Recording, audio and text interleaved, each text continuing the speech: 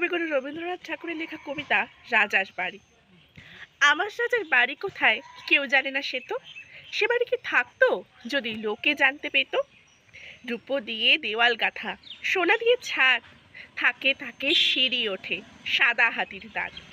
সাত মহলা কোঠায় সেটা থাকেন সুয়োরানী, সাত রাজার ধন মানিক গাথা, গলার মালাখানি।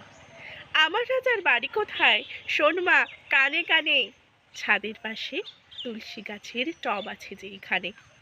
রাজকন্যা ঘুমোয় কোথা সাত সাগরের পারে, আমি ছাড়া আর কেউ তো পায় না খুঁজে তারে।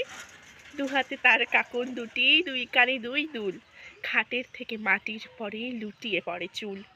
ঘুম ভেঙে তার যাবে যখন সোনার কাঠি ছুঁয়ে, হাসিতে তার মানিকগুলি পড়বে ঝরে ভুঁয়ে। রাজকন্যা ঘুমোয় কোথা শোন মা, কানে কানে, ছাদের পাশে তুলসী গাছে টব আছে যেখানে।